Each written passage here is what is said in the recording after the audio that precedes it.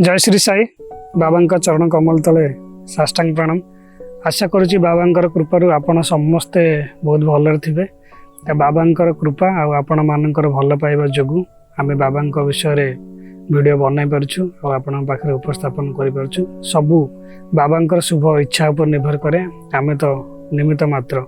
हाँ, जो मैंने प्रथम थर पे आम चैनल को देखुं से अनुरोध कि जल्दी जल्दी आपण सब्सक्राइब कर दिंतु, नोटिफिकेशन को ऑन रखु, ऑल ऊपर प्रेस करंतु, जहाँ फल आम जिते बड़े बाबा वीडियो अपलोड करूँ आपण यथाशीघ्र पाइपर। एवं आम मूल विषय को आसवा। औरंगाबाद जिला निजाम स्टेट अंतर्भुक्त धूप गाँव में जड़े धनी मुसलमान बास करते, जहाँ का नाम थिला चांद पाटिल। थरे से औरंगाबाद रु धूप गाँव जाउथबा समय एक घोड़ी थिला, जोटा कि माई घोड़ा कहुए, पथ मध्य हजिगला।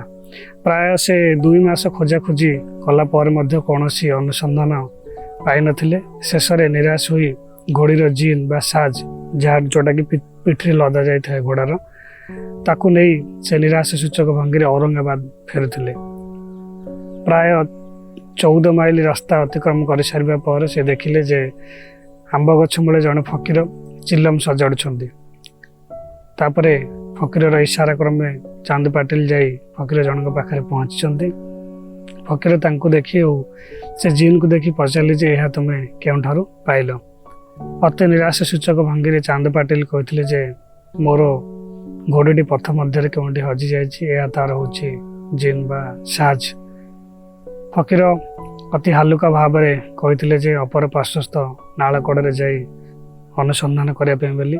चांद पाटिल मध्य फकीर इशारा क्रमे तांको कथा मानी से नाल पाखे जाइए देखिथिले बा अनुसंधान करथिले। तापर देखिले जे तांकर घोड़ीटी सेठारे चरुची। से आश्चर्य अभिभूत हो जाइथिले एवं मन मन भाविथिले जे ये फकीर कौन साधारण व्यक्ति नहंती बोली तांको मन रे सब विचार आसिला। तापर से घोड़ी नहीं फकीर पाखे पहुंची जाइथिले। सेते बेलकु चिलम प्रस्तुत हो जाए, केवल 2टी विषय बाकी थाए। एक चिलम टाणिबा पई निआर आवश्यकता थाए, आउ धुआं टाणुथबा स्थान रे पदा करिया पई बोली पानी आवश्यक थिला। फकीर कौन कले ना तांकर चिमुटा को भूमि रे घसी दे बाहर को काढ़ा क्षणी एक ज्वलंत अंगर बाहर को खसी आसला। से चिलम संजोग करथिले। तापरे भूमि रे प्रहार करबा क्षणी एक जलधारा सृष्टि होइतिला। एहिपरि भाव में बाबा तांकर चिलम को लगे टाणी थिले। तापर चांद पाटिल हाथ को बढ़ाई देथिले।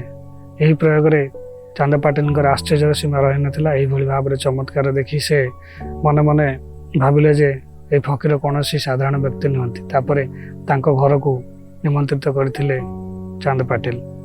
यही थिला आजिर कहानी और विषय वस्तु। तो ये कहानी आम कौन शिखिले से विषय आम आलोचना करवा। ए कहानी आम कौन शिखिले ना बाबा जेकोसी जिनस को आम जदि हजई दियंती बा आम जीवन में कौन जिनस हजि जाए। चांद पाटिल क्षेत्र तो घोड़ी हजि थिला, किंतु बेले बेले आम परिस्थिति हजई दियंती।